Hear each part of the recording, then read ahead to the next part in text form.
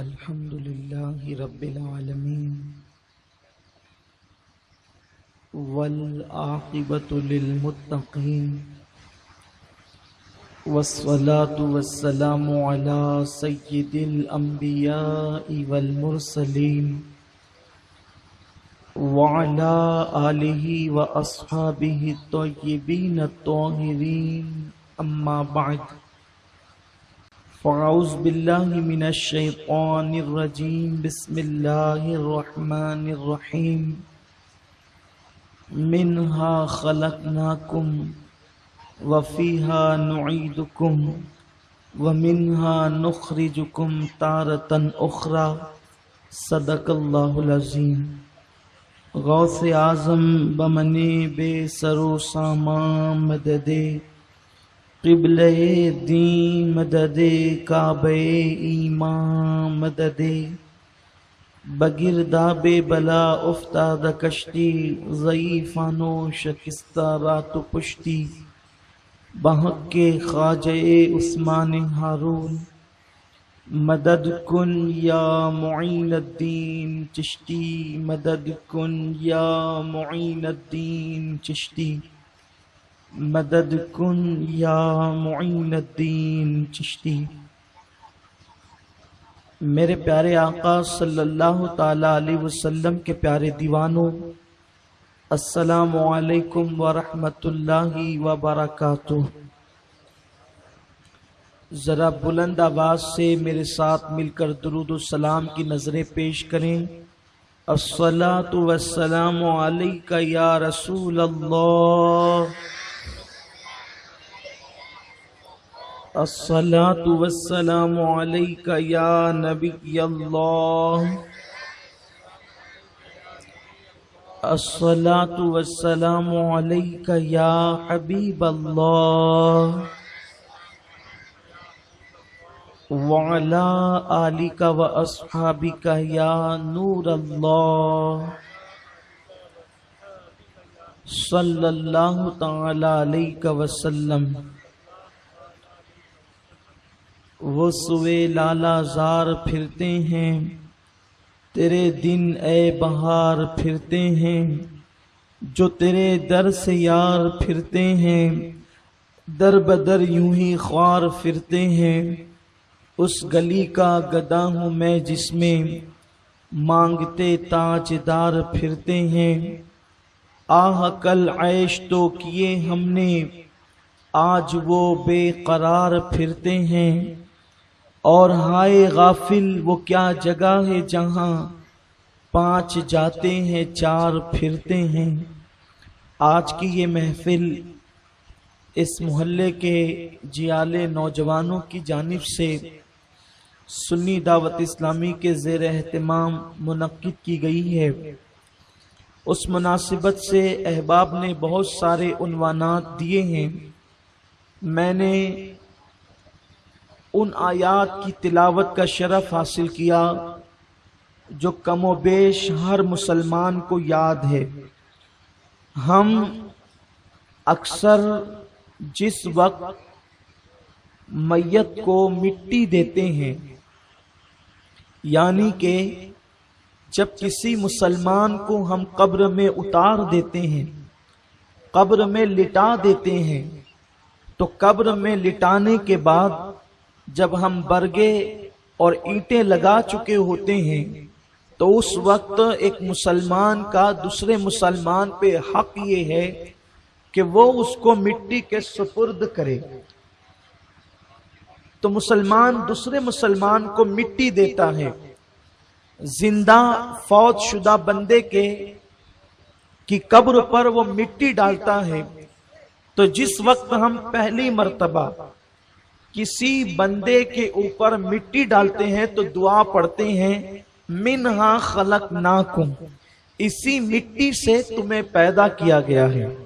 میرے پیارے آقا صلی اللہ تعالی علیہ وسلم کے پیارے دیوانوں، آپ اندازہ کریں کہ ایک انسان، ایک مسلمان دوسرے مسلمان کی قبر پر مٹی ڈال رہا ہے اور وہ یہ پڑھ رہا ہے کہ ہم نے اسی مٹی سے تمہیں پیدا کیا، حالانکہ اس کا بظاہر کوئی فائدہ مردے کے لیے کیا ہے، مردے کے وجود پر تو مٹی پڑ رہی ہے، لیکن یہ دعا اللہ کے حبیب صلی اللہ علیہ وسلم نے کیوں تعلیم فرمائی ہے، حضور صلی اللہ علیہ وسلم کی سنت یہ کیوں قرار دی گئی ہے کہ جب بھی تم کسی مسلمان کے وجود پر یعنی اس کی قبر پر مٹی ڈالو گے تو تم یہ دعا پڑھو گے، منہا خلقناکم، اسی مٹی سے تمہیں پیدا کیا گیا ہے۔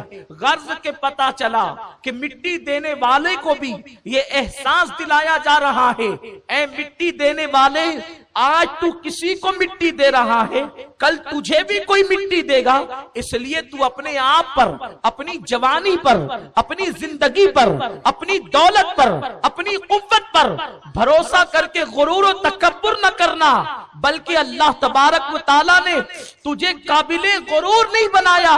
غرور کے لائق تو اسی کی ذات ہے جو وحدہ لا شریک ہے، جس نے لوگوں کو تخت و تاج عطا کیے، جس نے لوگوں کو زندگی عطا کی، جس نے لوگوں کو مال و دولت عطا کی، جس نے لوگوں کو عزت و شہرت عطا کی، جس نے لوگوں کو جاہ و حشم عطا کیا۔ اے انسان، تو تکبر نہ کرنا، تو غرور نہ کرنا، نہ جوانی کی بنیاد پر، نہ دولت کی بنیاد پر، نہ علم کی بنیاد پر، نہ عزت کی بنیاد پر، نہ شہرت کی بنیاد پر، اس لیے کہ تجھے غرور و تکبر کرنے کا حق کیا ہے؟ اس لیے کہ اللہ نے تجھے مٹی سے پیدا کیا ہے۔ انسان تیرا وجود مٹی ہے۔ آج کل ہماری قوم کے جوان اگر جوانی کی دہلیز پہ قدم رکھیں تو چونکہ ان کو دینی معلومات تو ہوتی نہیں یا بہت کم ہوتی ہے، سطحی طور پر ہوتی ہے، بائک مل جائے، قیمتی موبائل مل جائے، تھوڑی سی دولت مل جائے تو ہمارے جوان اپنے آپے میں نہیں رہتے، وہ آپے سے باہر ہو جاتے ہیں، اور جب بائک پر بیٹھتے ہیں تو ان کو یوں لگتا ہے بائک پر بیٹھ کر جیسے وہ بائک پر نہیں بیٹھے، وہ کسی براق پر بیٹھے ہوں، اور وہ زمین پہ نہیں چل رہے ہیں بلکہ وہ آسمان پہ اڑ رہے ہوں۔ میرے پیارے آقا صلی اللہ تعالی علیہ وسلم کے پیارے دیوانوں، اللہ کا قرآن ہمیں یہ پیغام دے رہا ہے کہ کسی چیز پہ تکبر نہ کرو، کسی چیز پہ غرور نہ کرو۔ اللہ نے تمہیں مٹی سے پیدا کیا۔ حجت الاسلام امام غزالی رحمت اللہ تعالی علیہ ارشاد فرماتے ہیں کہ میرے استاد یعنی امام محمد غزالی کے استاد، سوچو امام غزالی اتنے بڑے بزرگ ہیں تو ان کے استاد کتنے بڑے بزرگ ہوں گے، تو امام غزالی رحمت اللہ تعالی علیہ فرماتے ہیں کہ میرے استاد ایک راستے سے تشریف لے جا رہے تھے تو آپ نے کیا دیکھا کہ ایک نوجوان ہے جو سینہ تان کر اکڑ کر چل رہا ہے۔ اس کو اکڑ کر چلتے ہوئے دیکھ کر، اس لیے کہ اللہ کو اکڑ کر کے چلنا گوارا نہیں ہے، کیونکہ میرا رب فرماتا ہے اے زمین پہ اکڑ کر چلنے والے، تو زمین کو چیر نہیں دے گا۔ آج کل نوجوان چھوکروں کا حال یہ ہے، نوجوانوں کی کیفیت یہ ہے کہ اگر ان کی باڈی مضبوط ہو، جسم خوبصورت اور موٹا ہو تو وہ بٹن کھول کر کے پورے محلے کی گلیوں میں سینہ تان کر کے چلتے ہیں، تو یہ کر کے تم کوئی زمین تو چیر نہیں لوگے، اس لیے کہ سینہ تان کر بٹن کھول کر اپنے جسم کی نمائش کرنے والوں، تم اپنے آپ کو سمجھتے کیا ہو؟ تمہاری حیثیت کیا ہے؟ امام غزالی رحمت اللہ تعالی علیہ فرماتے ہیں کہ میرے استاد نے ایک جوان کو سینہ تان کر زمین کے اوپر اکڑ کر چلتے دیکھا تو ارشاد فرمایا کہ ایسے نہ چل، کیونکہ اللہ کو اکڑنا پسند نہیں ہے، ایسے اکڑ کر نہ چل۔ اس نے کہا آپ مجھے جانتے ہیں میں کون ہوں؟ اس سے پہلے کہ وہ اپنی اصلاح کرتا اس نے کہا کہ آپ مجھے جانتے ہیں میں کون ہوں، یعنی وہ یہ بتانا چاہتا تھا کہ وہ کسی بہت بڑے باپ کا بیٹا ہے یا کسی بہت مالدار گھرانے کا فرد ہے۔ تو اس نے امام غزالی رحمت اللہ علیہ کے استاد کو جواب دیا آپ مجھے جانتے ہیں میں کون ہوں؟ امام غزالی رحمت اللہ تعالی علیہ کے استاد فرماتے ہیں ہاں بیٹے تجھے بہت اچھی طرح جانتا ہوں تو کون ہے، کہ تیری ابتدا جو ہے وہ پانی کا ناپاک قطرہ ہے اور تیری انتہا قبر کی سڑی ہوئی مٹی ہے، تو جس کی ابتدا ناپاک پانی کا قطرہ ہو اور جس کی انتہا قبر کی سڑی ہوئی مٹی ہو، اس کو یہ زیب نہیں دیتا کہ وہ اکڑ کر کے چلے۔ میرے پیارے آقا صلی اللہ علیہ وسلم کے پیارے دیوانوں، تو قرآن پکار پکار کر کے کہہ رہا ہے، اپنی طبیعت کے مطابق زندگی گزارنے والوں، اپنے حسن پر، اپنی جوانی پر غرور کرنے والوں، اللہ نے تمہیں اس مٹی سے پیدا کیا ہے، اس لیے مٹی کو غرور زیب نہیں دیتا۔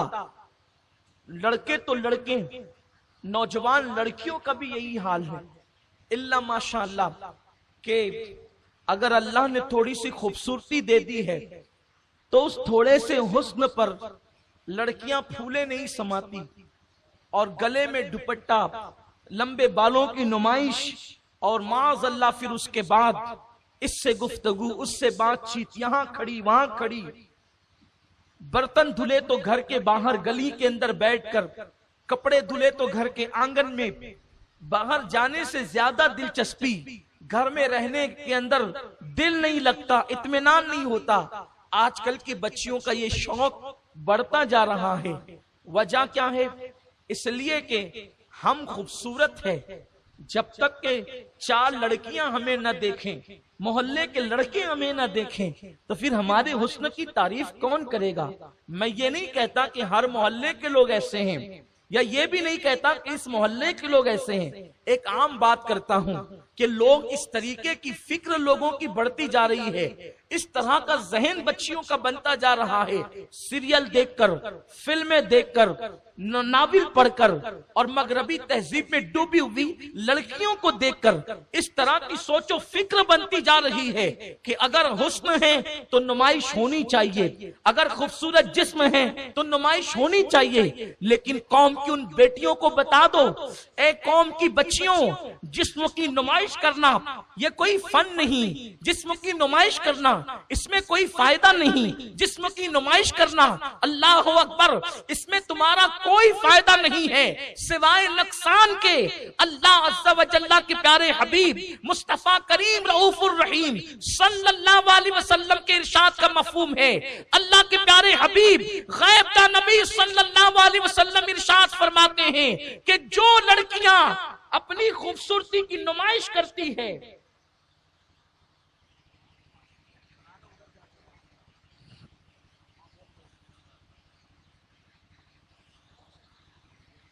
راستہ دے دے میت کو،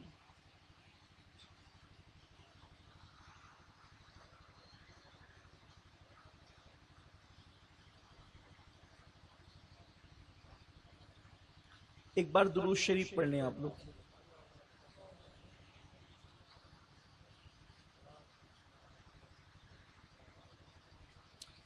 راستہ دے دیں، آپ لوگ ہٹ جائیں۔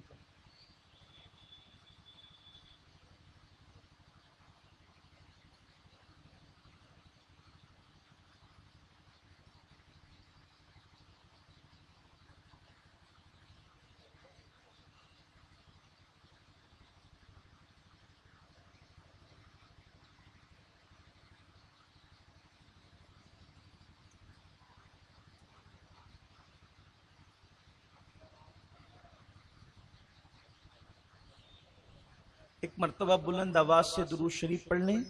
اللہم صلی علی سیدنا و مولانا محمد معدن الجود والکرم والہ الکرام وابنہ الکریم و امتہ الکریمہ یا اکرم الاکرمین وبارک وسلم۔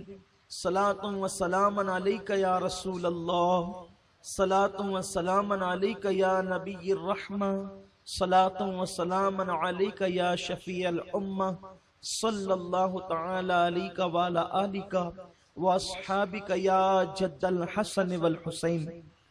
عرض یہ کر رہا تھا، اللہ کے پیارے حبیب مصطفیٰ کریم رؤوف الرحیم صلی اللہ علیہ وسلم نے ارشاد فرمایا کہ جب خوبصورت عورتیں اپنے حسن کی نمائش کرتی ہے تو اللہ تبارک و تعالی ایسی عورتوں پر لعنت فرماتا ہے اور ان پر جنت کی خوشبو بھی حرام فرما دیتا ہے۔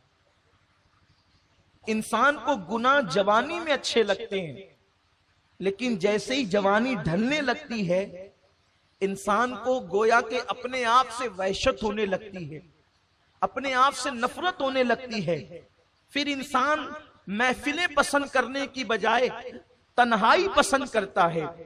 پھر انسان کہیں کہ محفل پسند کرنے کی بجائے تنہائیوں کے اندر سسکیاں لیتا ہے، بے چین اور بے قرار ہوتا ہے. میرے پیارے آقا صلی اللہ علیہ وسلم کے پیارے دیوانوں، سورج ہمیشہ سر کے اوپر نہیں ہوتا.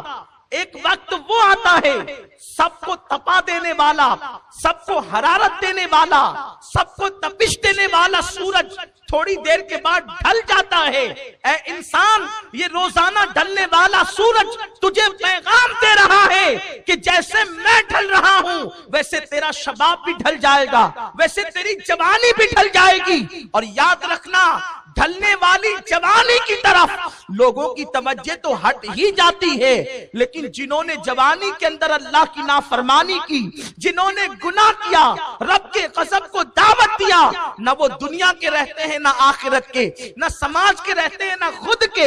اس لیے یاد رکھو، نہ لڑکیاں اپنے حسن پر اترائے، نہ نوجوان لڑکی اپنے حسن پر غرور و تکبر کرے. میرے پیارے آقا صلی اللہ علیہ وسلم کے پیارے دیوانوں، اس کے بعد میرا اللہ قرآن مقدس میں ارشاد فرماتا ہے، جب تمہیں ہم نے اسی مٹی سے پیدا کیا، منہا خلقناکم، ہم نے اسی مٹی سے تمہیں پیدا کیا، تو پھر فرماتا ہے وفیہا نعیدکم، پیدا تو تم کو مٹی سے کیا لیکن دوبارہ پھر تمہیں اسی مٹی میں ملا دیا جائے.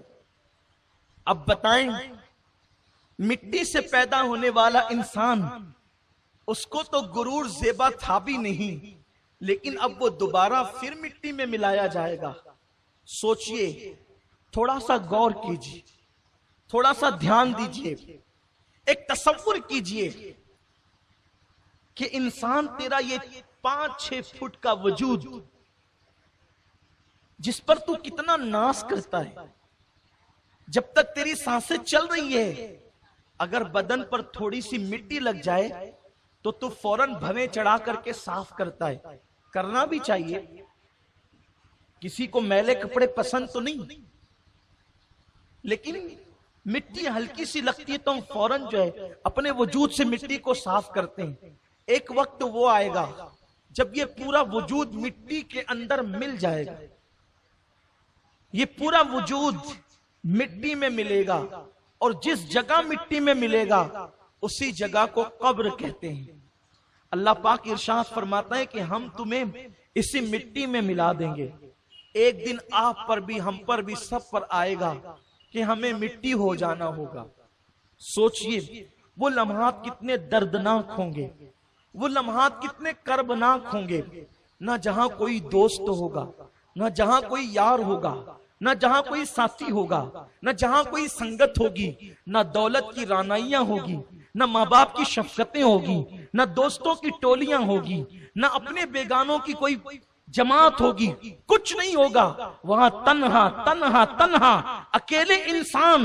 ذرا سوچ، اگر تو 10 منٹ 15 منٹ 1 گھنٹہ 2 گھنٹہ اپنے گھر کے اندر اکیلے بیٹھے تو بور ہو جاتا ہے، لیکن اس قبر کے اندر تجھے برسوں اللہ اکبر، برسوں صرف نہیں بلکہ کئی 100 برس، بلکہ کئی 1000 برس تجھے اسی قبر کے اندر پڑے رہنا ہے.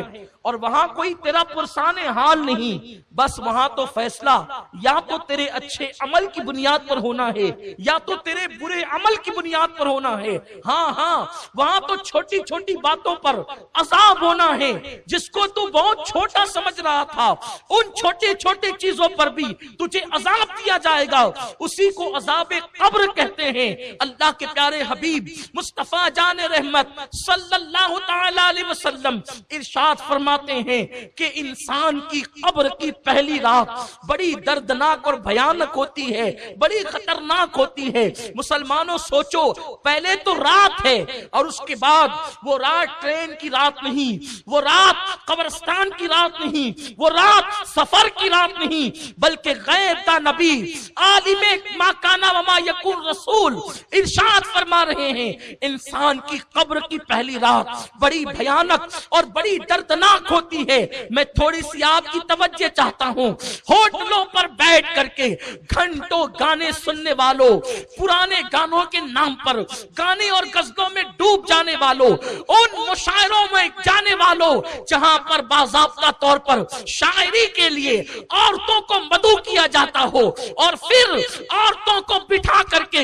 گندی گلیز غزلیں پڑھی جاتی ہو، اور وہاں پر بڑی بڑی داڑیاں والے، بڑی بڑی ٹوپیاں والے، بڑے بڑے حاجی و نمازی عورتوں کے درمیان بیٹھ کر کے ان کو غزلوں پہ دعوت دیتے ہیں۔ ذرا سوچو، مشاعرے کی رنگین راتوں میں غزلوں میں ڈوبنے والوں، شراب و شباب کی بات کرنے والوں، گانے غزلوں میں ڈوبنے والوں، فلموں میں ڈوبنے والوں، ہاتھوں کو موبائل کو ہاتھوں میں لے کر کے گھنٹوں گندی تصویریں دیکھنے والوں، یہاں مجھے ایک حدیث یاد آتی ہے، لوگوں کا حال یہ ہے دن کی عبادت گزار ہیں اور رات کے عیاش ہیں، دن کے حاجی نمازی ہیں اور رات کے پاپی ہیں۔ ہمارے دن ولیوں جیسے ہیں، ہماری راتیں شیطانوں جیسی ہیں۔ اللہ اکبر، لوگ سب کے سامنے نیکی کرتے ہیں اور تنہائیاں گناہوں میں ڈوب کر کے کرتے ہیں۔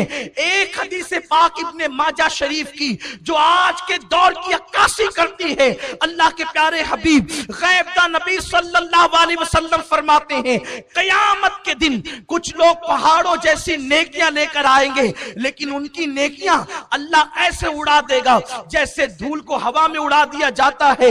میرے آقا سے عرض کیا گیا، یا رسول اللہ صلی اللہ علیہ وسلم، ہمارے ماں باپ آپ پہ قربان، حضور یہ بتائیں کہ جب لوگ پہاڑوں جیسی نیکیاں لائیں گے تو ان کی نیکیوں کو یوں اڑا دیا جائے گا جیسے دھول کو ہوا کے اندر اڑا دیا جاتا ہے، ان کا گناہ کیا ہوگا؟ آقا فرماتے ہیں وہ لا الہ الا اللہ بھی پڑھتے ہوں گے، وہ محمد الرسول اللہ بھی پڑھتے ہوں گے، وہ قرآن کو اللہ کی کتاب بھی مانتے ہوں گے، محمد الرسول اللہ کو آخری نبی بھی مانتے ہوں گے، وہ تم میں سے ہوں گے، اپنے آپ کو مومن کہیں گے، لیکن جب تمہارے درمیان رہیں گے تو وہ نیکیاں کریں گے، اور جب وہ اکیلے میں ہوں گے تو وہ گناہوں کے اندر ڈوب جائیں گے۔ تنہائی میں گناہوں میں ڈوبنے والوں کی نیکیوں کو اللہ تبارک و تعالی ایسے اڑا دے گا جیسے دھول کو ہوا میں اڑا دیا جاتا ہے۔ آپ مجھے بتائیں، ہماری محفلوں میں کوئی تسبیح پڑھ رہا ہے، مسجدوں کے اندر کوئی نفل پڑھ رہا ہے، کوئی تلاوت قرآن کر رہا ہے، لیکن جب ہمیں تنہائی کے اندر اپنے کمروں میں موجود ہوتے ہیں تو ہم کیسے ہوتے ہیں یہ ہم اپنے آپ کو خود جانتے ہیں۔ ہر انسان اپنے آپ کو بہتر جانتا ہے۔ لوگوں سے ڈر کے گناہ چھوڑنے والوں، اللہ سے ڈر کر گناہ چھوڑ دو۔ جو اللہ سے ڈر کر گناہ چھوڑتا ہے اللہ اس کو اپنا ولی بنا لیا کرتا ہے، اس کو جہان میں مقبولیت عطا کیا کرتا ہے۔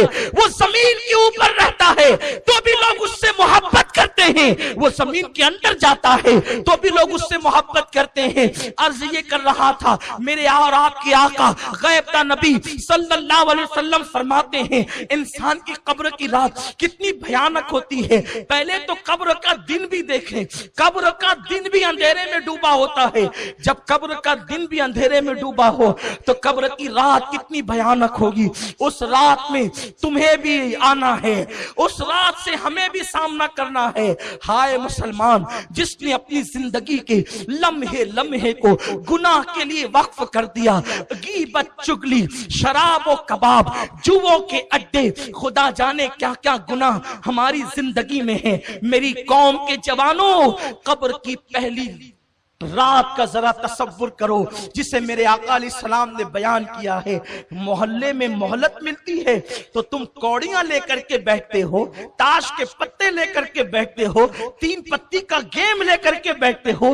اللہ نے تمہیں اس لیے پیدا نہ کیا، خدا نے تو تمہیں قبر کو سنوارنے کے لیے، قبر کو جنت کے باغوں میں سے ایک باغ بنانے کے لیے پیدا کیا ہے۔ آقا علیہ السلام فرماتے ہیں قبر کی پہلی رات ایسی دردناک ہوتی ہے کہ مردے کو قبر چاروں طرف سے یوں دباتی ہے کہ اس کی پسلیاں ایک دوسرے میں مل جاتی۔ اور میرے آقا صلی اللہ علیہ وسلم نے صحابہ کو تصور دلانے کے لیے فرمایا، اپنے دونوں مبارک ہاتھوں کو یوں لیا اور فرمایا کہ جب قبر انسان کو دباتی ہے تو اس کی دونوں پسلیاں یوں آپس میں مل جاتی ہے.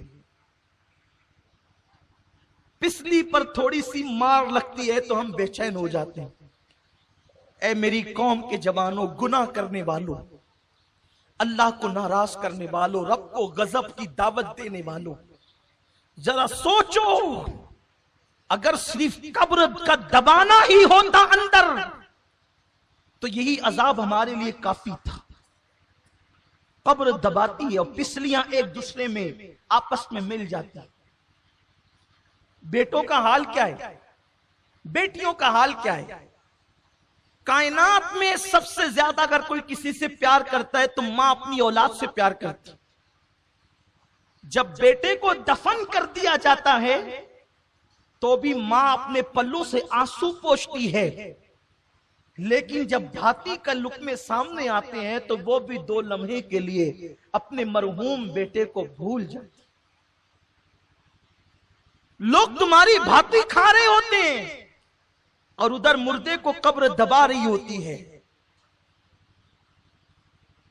قبر کو، آخرت کو بھول کر اپنی طبیعت کے مطابق زندگی گزارنے والوں، ذرا بتاؤ قبر کی اس تاریک وادی میں کون کام آئے گا؟ میرے آقا صلی اللہ علیہ وسلم فرماتے ہیں انسان کے مختلف دوست ہیں. انسان کا دوست مال ہے، انسان کے دوست اولاد ہیں، انسان کے دوست احباب ہیں، انسان کے دوست اعمال ہیں. مال کا حال تو یہ، جیسے روح جسم سے نکلی ویسے ہی مال پرایا ہو گیا، وارثوں کا ہو گیا. دوستوں کا حال یہ، قبر تک لایا اور چھوڑ کر کے ایسے چلے گئے جیسے پہچانتے ہی نہ تھے. لیکن اعمال انسان کی قبر تک جاتے ہیں. ہائے مسلمان، تو نے ان لوگوں سے دل لگایا، پہلے تو اس مال سے دل لگایا کہ جو قبر تک بھی نہ آنے والا تھا، ان احباب سے دل لگایا جو قبر میں چھوڑ کر چلے جانے والے تھے. اس اعمال پر تو نے محنت کیا کی؟ اس اعمال کے لیے تو نے کوشش کیا کی؟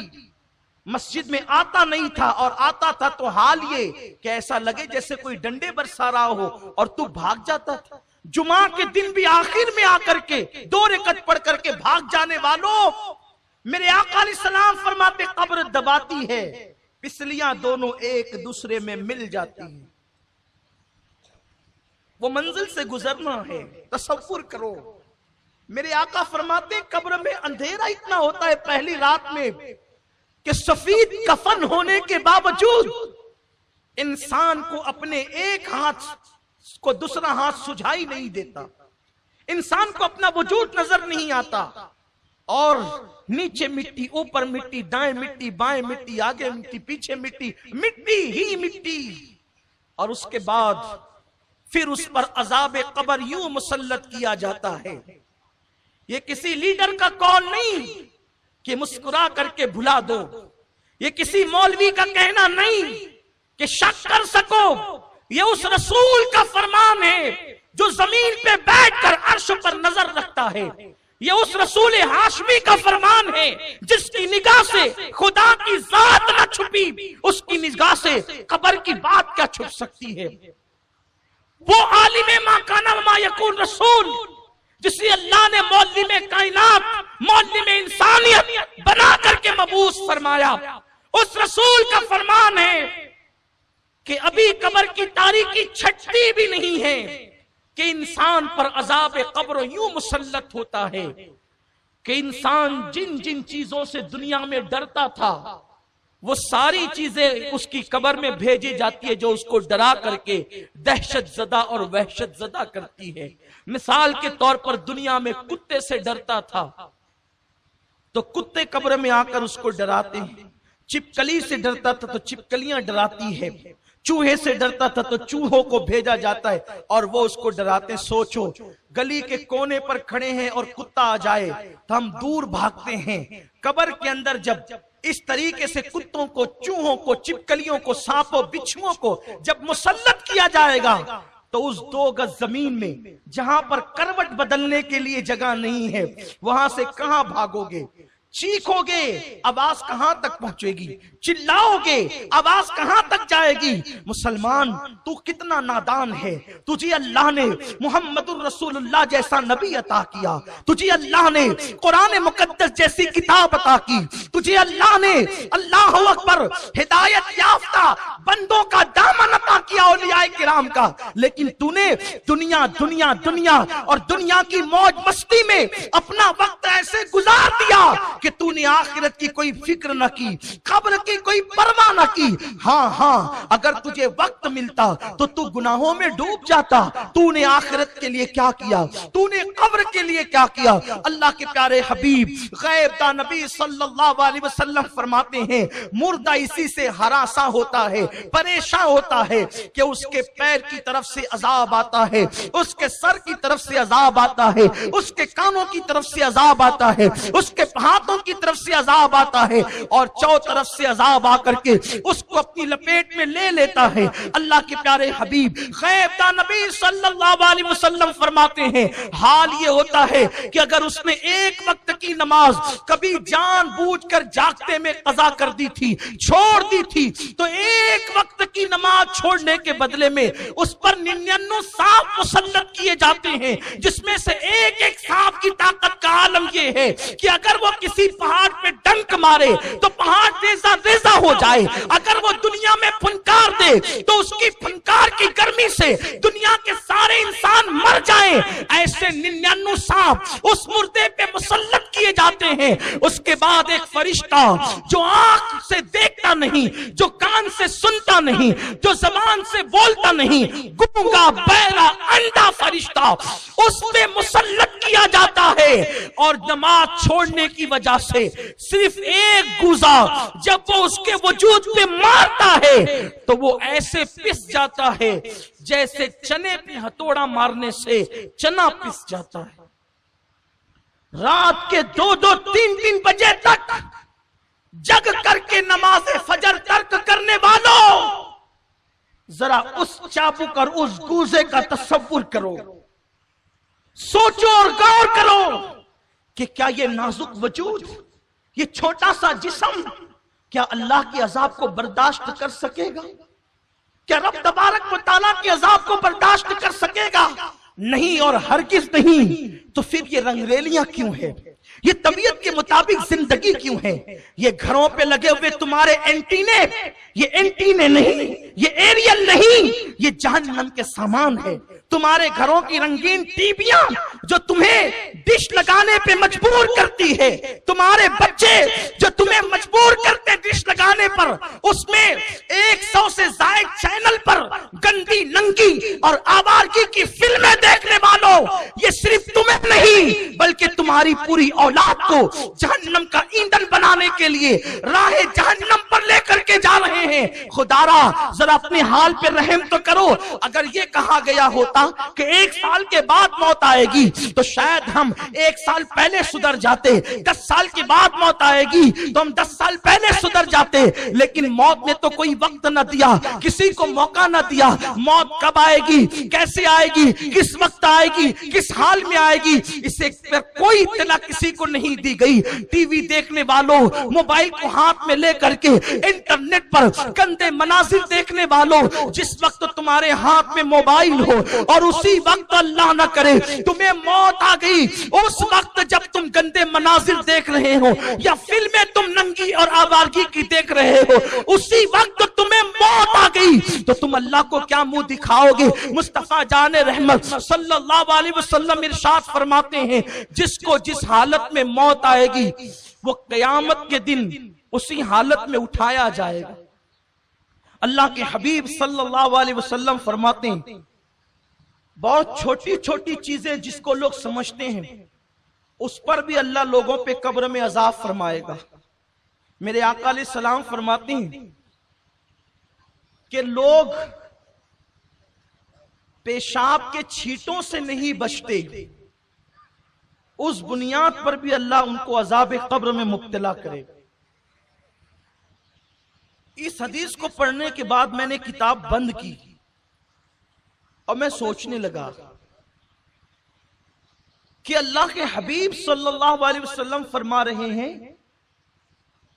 کہ اگر پیشاب کے چھینٹے پیروں پر آئیں اور لوگ پیشاب کے چھینٹوں سے نہ بچے تو بھی اللہ ان کو قبر کے عذاب میں گرفتار کرے گا۔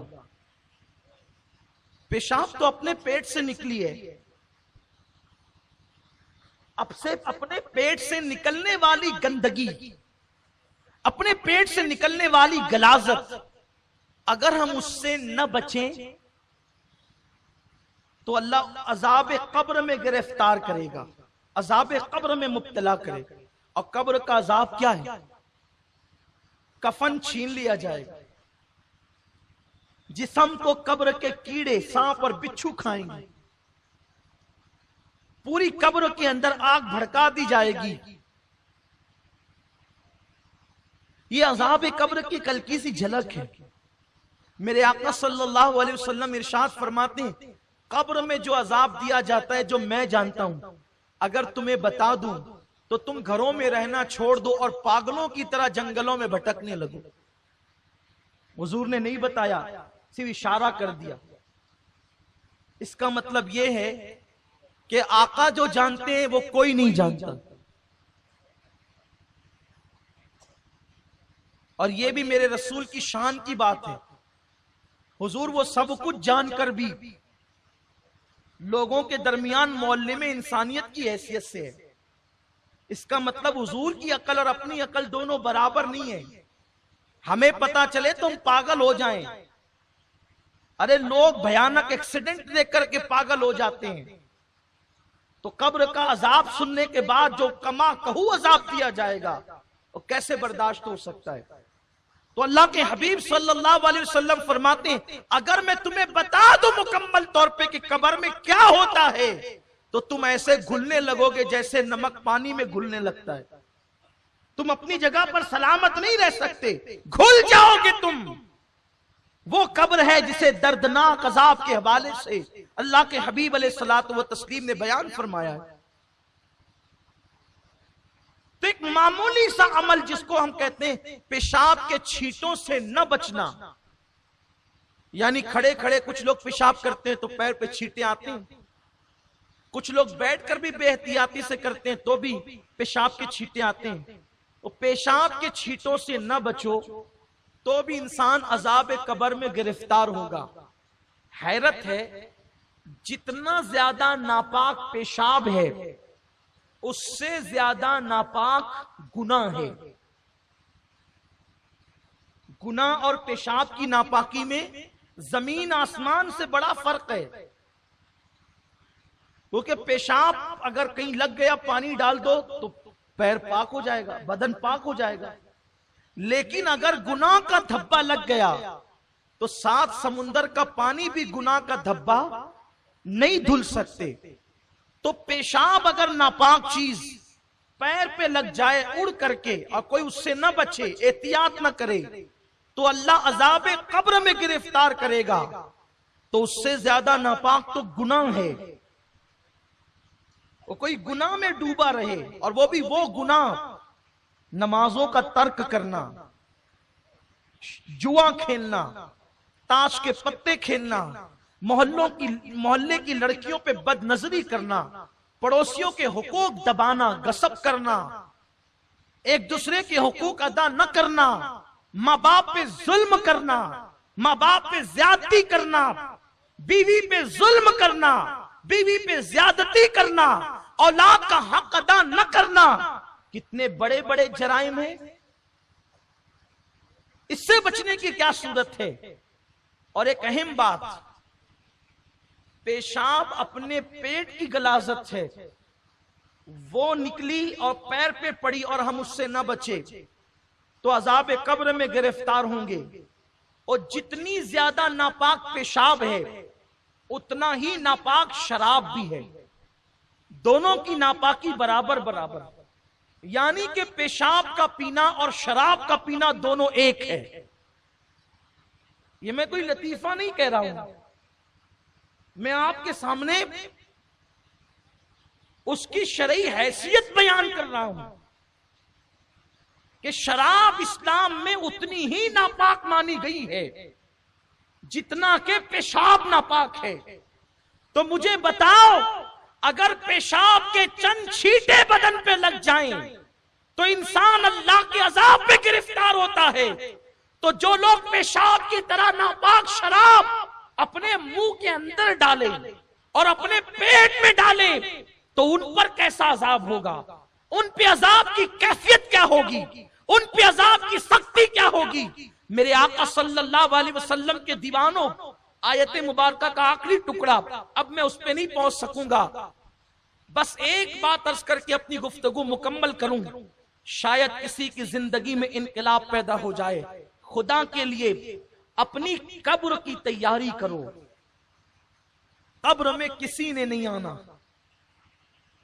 نہ کسی مولوی نے، نہ کسی خطیب نے، نہ کسی مقرر نے، نہ کسی دوست نے، نہ کسی ماں باپ نے، نہ کسی یار نے. لیکن یہ بات حق ہے جس کو ضرور کہوں گا کہ قبر میں کسی نے نہیں آنا، لیکن قبر میں مدد کے لیے آمنہ کے لال نے ضرور آنا. اسی لیے قبر کی تیاری کا سب سے بنیادی سبجیکٹ ہے کہ جو آنے والا ہے اس سے اپنا کانٹیکٹ بنا کے رکھو. جو آنے والا ہے اس سے کانٹیکٹ بنا کے رکھو. اس لیے کہ اگر رابطہ بنا رہے گا تو وہاں بگڑی بن جائے گی.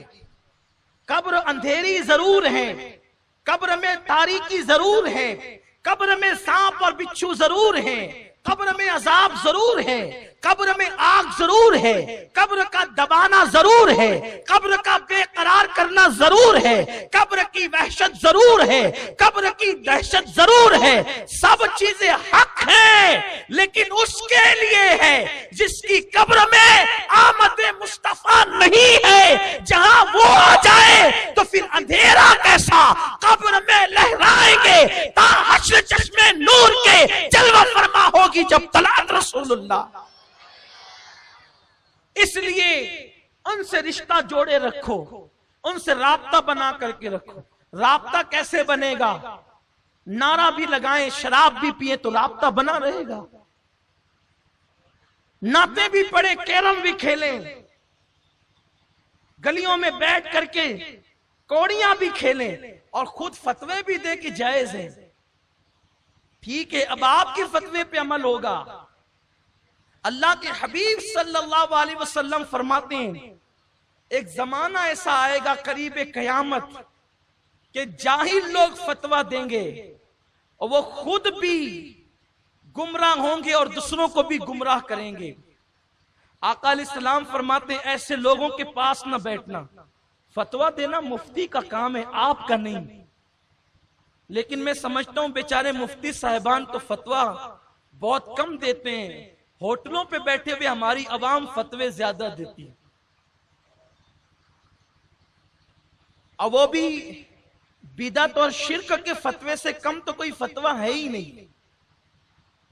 اور اس بیچارے سے پوچھو بھیا احسان کر ذرا بتا کہ بدعت کی تعریف کیا ہے، وہ بتا بھی نہیں سکے گا، بلکہ بدعت کا مخرج نہیں بتا سکتا، اور وہ بدعت کا فتویٰ دیتا ہے. بلکہ بیچارہ بدعت کو بدعت کہتا ہے، یعنی اسے الفاظ کا تلفظ نہیں پتا، اتنا جاہل ہے. اور اتنا جاہل ہے کہ اس سے کہو کہ تو جاہل ہو کے فتویٰ دیتا ہے تو پلٹ کے کہتا ہے میں اتنا بھی جاہل تھوڑی ہوں. یعنی کہ اس جاہل کو ابھی جاہل کے تلفظ میں یاد نہیں ہے، اور وہ فتویٰ شرک اور بدعت سے کم کا دینے تیار نہیں. کس پر؟ وہ بھی جو چیزیں قرآن اور حدیث سے ثابت ہے اس پر فتویٰ. کھڑے ہو کے سلام پڑھنا بدعت، فاتحہ دینا شرک. کہ یہ کام آپ کا ہے ہی نہیں میرے بھائی، تو عوام میں سے ہے، اپنی اوقات میں رہے. لوگوں نے تختہ مشق اگر کسی کو سمجھائے تو شریعت کو سمجھائے. ہر عوام میں کرسی پہ بیٹھنے والا کلینک کھول کے بیٹھتا ہے؟ کہ چلو آج ہوٹل پہ بیٹھ کر کے ایک چائے پیئیں گے اور ساتھ ہی کسی ڈاکٹر کی بیگ بھی لے کے بیٹھیں گے، جو آتا جائے سوئی لگاتے جاؤ، انجیکشن لگاتے جاؤ، ٹیبلٹ لیتے جاؤ. نہیں ہوگا ایسا. ہو سکتا ہے، ہنسنے کی بات نہیں، ذرا غور کریں، ہو سکتا ہے، نہیں ہو سکتا. لیکن جب کہ کوئی غیر ڈاکٹر اگر سوئی لگا دے تو بولو خطرہ کسے ہے؟ بولو جان کو خطرہ ہے. غیر ڈاکٹر ٹیبلٹ دے دے، خطرہ کسے ہے؟ بولو جان کو ہے. تو جاہل لوگ ہوٹل پہ بیٹھ کر ڈاکٹر کا کام نہیں کرتے، جاہل لوگ ہوٹل کی کرسی پہ بیٹھ کے وکیل کا کام نہیں کرتے، پھر جاہل لوگ ہوٹل پہ بیٹھ کے مفتی کا کام کیوں کرتے ہیں؟ اگر جاہل ہوٹل پر بیٹھ کر کے ڈاکٹر کا کام کریں تو جانوں کو خطرہ ہو جائے، اور جاہل لوگ ہوٹلوں پہ بیٹھ کر مفتیوں کا کام کریں تو پھر جان کو نہیں ایمان کو خطرہ ہو جائے. اس لیے اور سنو، مفتی کون ہے کس سے پوچھا جائے؟ ہر ایک کے نام کے ساتھ جو مفتی کا ٹائٹل ہو وہ تھوڑی مفتی ہوتا ہے.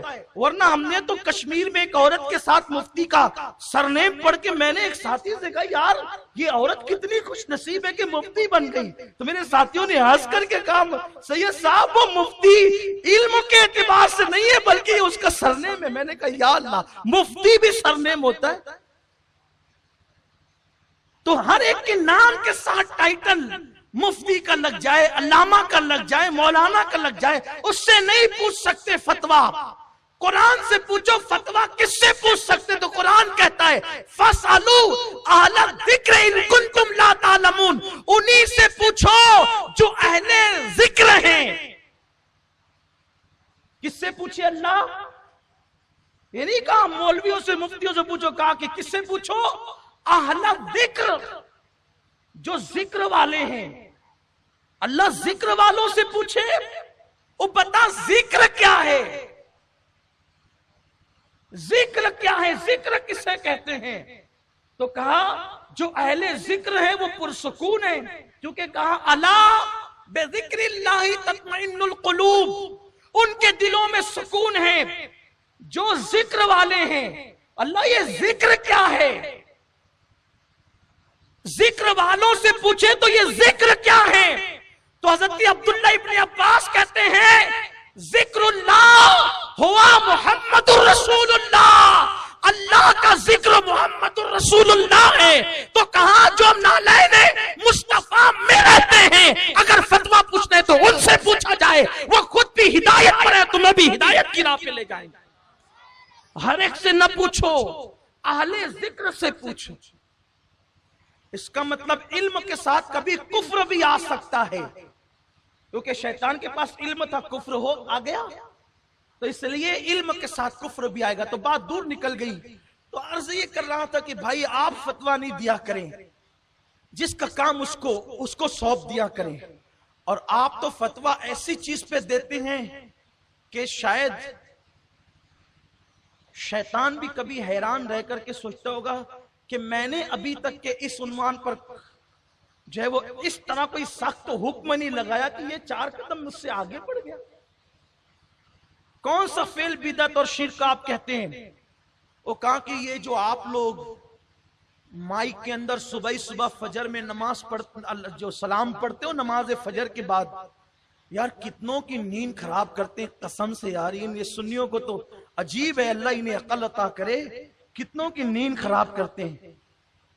یہ مسئلہ میرے پاس آیا، کہا کہ یہ جو نیند خراب کرتے ہیں مائک میں سلام پڑھ کر، یہ بند ہونا چاہیے. میں نے کہا بالکل بند ہونا چاہیے. میں ان لوگوں کے ساتھ ہوں جو کہتے ہیں کہ نیند خراب کرتے وقت سوتے وقت سلام پڑھا جائے، منع ہے کیونکہ لوگوں کی نیند خراب ہوتی ہے. میں کہا بالکل ہو، لیکن کب؟ جو جائز نیند میں سو رہا ہو تو اس کی نیند میں خلل کرنا ناجائز ہے. ایسے وقت میں سلام مائک پہ نہ پڑھا جائے. مطلب 11 بجے رات کے بعد، چونکہ سونے کا جائز ٹائم ہے، اب مائک پہ مسجد میں سلام مت پڑھو زور زور سے چلا کر کے، کیونکہ ہو سکتا ہے کوئی سو رہا ہو تو نیند خراب ہو. لیکن ہمارے یہاں عشاء کے بعد سلام نہیں ہوتا. بولو ہوتا ہے؟ بولو ہوتا ہو تو بتاؤ. ہوتا ہے؟ کبھی کبھار ہوتا ہے. وہ کبھی کبھار پر حکم نہیں لگتا، اکثریت کا پر حکم لگتا ہے. اکثر ہمارے سلام کب ہوتا ہے؟ بولو فجر میں. اب بتاؤ فجر میں سونا جائز ہے کہ ناجائز ہے؟ سب کی آواز نہیں آئی. آپ فتویٰ دے رہے ہیں؟ نہیں. آپ نے علماء سے سنا ہوگا بھی، آپ کو سب کو پتا ہے فجر میں سونا بولو ناجائز ہے. اب اس وقت اگر کوئی مائک میں سلام پڑھے تو وہ ظلم نہیں کر رہا ہے بلکہ سوتے ہوئے کو جگا رہا ہے. او نماز ہو گئی، اگر تو سو رہا ہے تو اس سلام کی آواز سے اٹھ جا اور اٹھ کر کے پڑھ لے تاکہ تیری نماز قضا ہونے سے بچ جائے.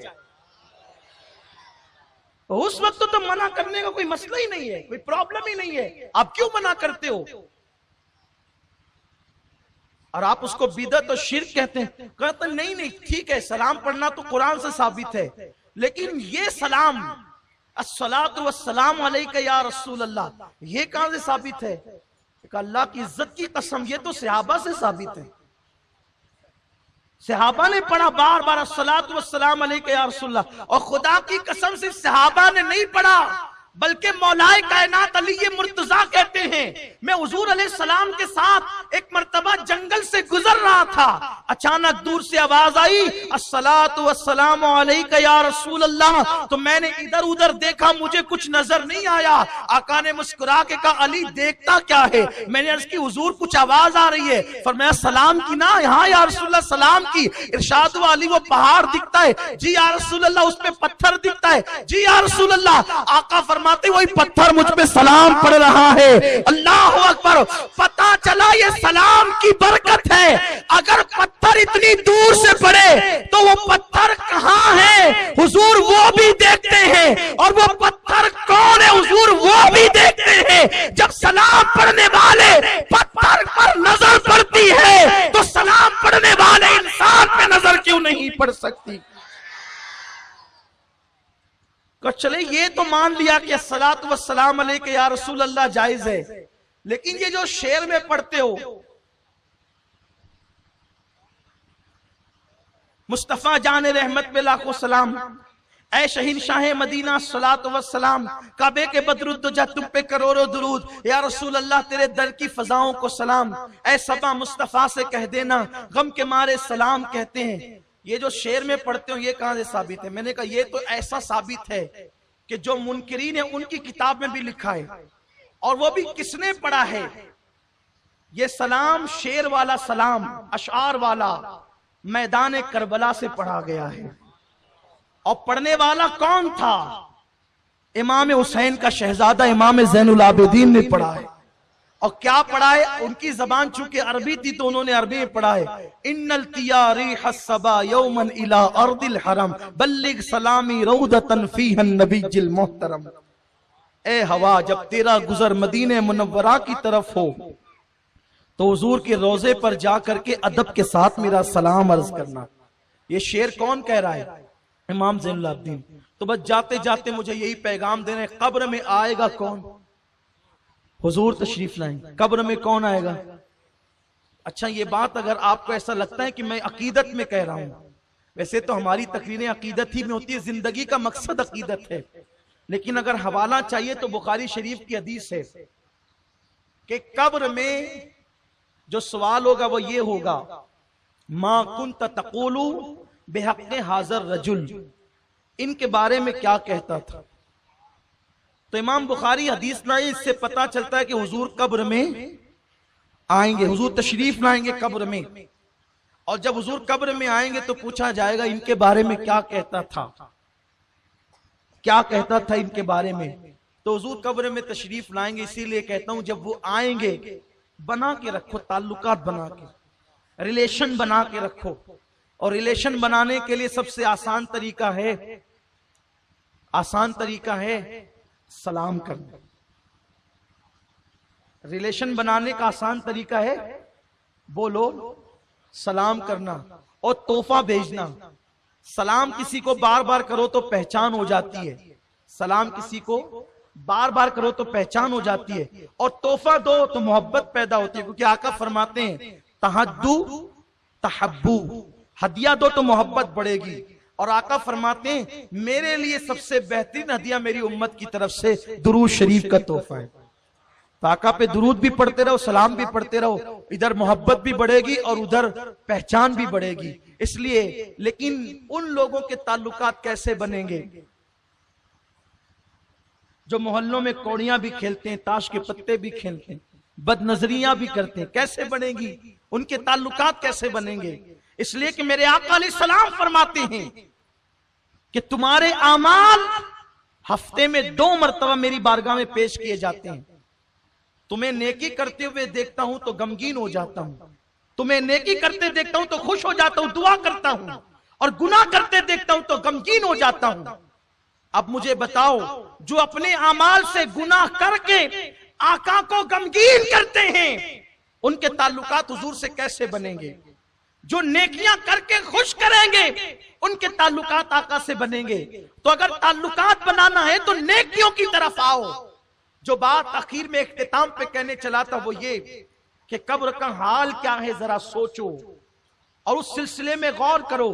حضرت مولا کائنات کے ساتھ سعید ابن مسیب فرماتے ہیں، یہ سعید ابن مسیب تابعی ہیں، مولا علی کے شاگرد ہیں، ان کے مرید ہیں.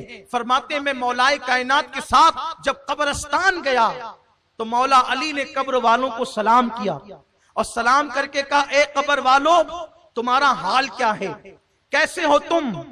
اندر سے آواز آئی علی پہلے تم بتاؤ کہ ہمارے انتقال کے بعد تم پہ کیا گزری.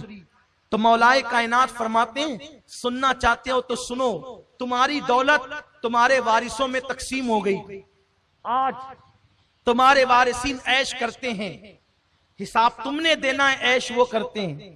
تمہارے مکانوں میں تمہارے دشمن آباد ہو گئے، تمہاری بیوہ عورتوں نے تمہارے بعد دوسروں سے نکاح کر لیے.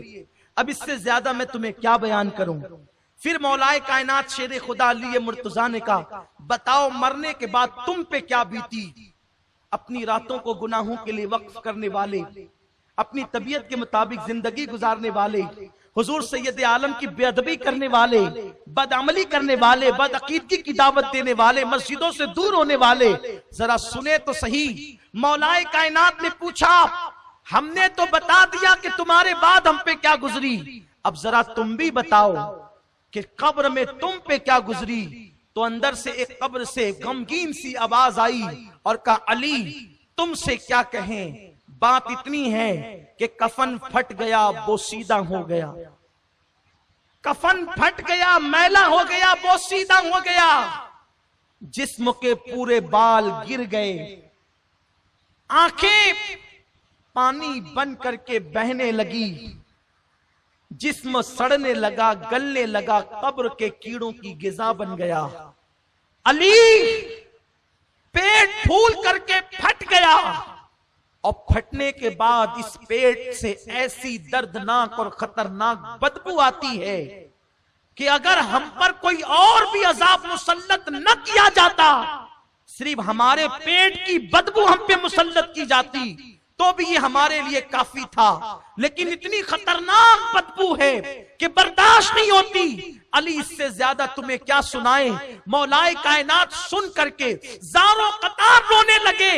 حضرت سعید ابن مسیب کہتے ہیں میں ڈرنے لگا کہیں مولا کائنات روتے روتے جان نہ دے دے، اس قدر مولا علی روئے. ہائے افسوس قبر کا حال سن کر علی کے مرتضیٰ جیسا ولی روتا ہے، لیکن ہم بار بار قبرستان جاتے ہیں اور قبرستان میں بیٹھ کر ہنسی مذاق کرتے ہیں، کھیل کود کی باتیں کرتے ہیں، زمین پلاٹ کی باتیں کرتے ہیں، دنیا کی سیاست کی باتیں کرتے ہیں، بازار اور سماج کی باتیں کرتے ہیں. لوگوں میرے آقا علیہ السلام فرماتے ہیں قبر آخرت کی پہلی منزل ہے. اگر یہ صحیح سلامت ہے، یہ کامیاب ہے تو آخرت کامیاب ہے، اور اگر قبر جو آخرت کی پہلی منزل ہے اگر وہ اس میں انسان پھنس جائے تو پھر وہ آخرت میں کامیاب نہیں ہو سکتا.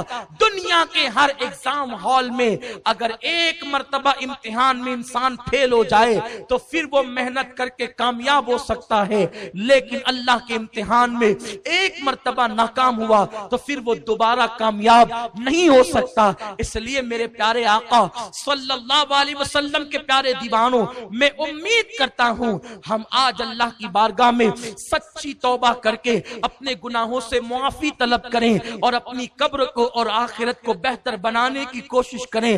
غرور چھوڑے، تکبر چھوڑے، جسم کی نمائش چھوڑے، حسن کی نمائش چھوڑے، گناہ چھوڑے، فلم چھوڑے اور ناجائز حرام جو ہے مناظر دیکھنا چھوڑے اور پیشاب کے چھینٹوں سے بچنا چھوڑیں، شراب و کباب سے بچنا چھوڑیں اور تاش کے پتے اور جوؤں سے بچنا چھوڑیں اور اپنی زندگی کو ایک مومن صالح کی زندگی بنانے کی کوشش کریں. اس کے لیے بہترین ماحول اگر چاہیے تو سنی دعوت اسلامی کا ماحول حاضر ہے.